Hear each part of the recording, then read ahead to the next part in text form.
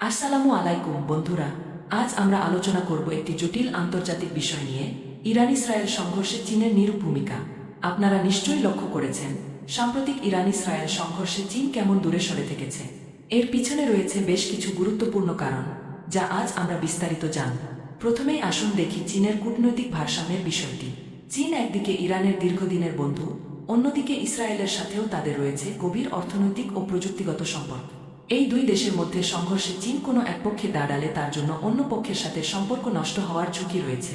তারপর আসে অর্থনৈতিক স্বার্থের প্রশ্ন। চীনের বিশাল শিল্পখাত মধ্যপ্রাচ্যের তেল ও গ্যাসের ওপর নির্ভরশীল। এই অঞ্চলে যুদ্ধ বা অস্থিরতা দেখা দিলে চীনের জ্বালানি সরবরাহ বাধাগ্রস্ত হতে পারে, ফলে তাদের শিল্প উৎপাদন ও অর্থনীতি মারাত্মক ক্ষতির মুখে পড়তে পারে। একটা মজার বিষয় হল, এই সংঘর্ষে চীনের প্রভাব খুবই সীমিত। যদিও তারা বারবার যুদ্ধবিরতির আহ্বান জানিয়েছে, কিন্তু বাস্তবে তাদের কূটনৈতিক প্রচেষ্টা তেমন কোনো ফল দেয়নি। এর একটা বড় কারণ হল যুক্তরাষ্ট্রের সক্রিয় উপস্থিতি। মধ্যপ্রাচ্যে যুক্তরাষ্ট্রের সামরিক ও কূটনৈতিক প্রভাব এতটাই শক্তিশালী যে চীনের পক্ষে সেখানে উল্লেখযোগ্য ভূমিকা রাখা কঠিন। তবে মনে রাখবেন, চীন দীর্ঘমেয়াদী চিন্তা করে।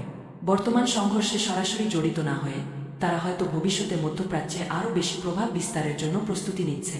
তাদের বেল্ট অ্যান্ড রোড উদ্যোগের মাধ্যমে ইতিমধ্যেই এই অঞ্চলে তাদের অর্থনৈতিক উপস্থিতি বাড়ছে। বন্ধুরা, আন্তর্জাতিক রাজনীতি অনেক সময় জটিল।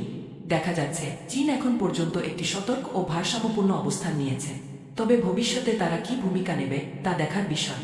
আপনারা যদি এই ধরনের আন্তর্জাতিক বিষয়ে আরও বিশ্লেষণ শুনতে চান, তাহলে আমাদের চ্যানেলটি সাবস্ক্রাইব করুন এবং বেল আইকনে ক্লিক করুন।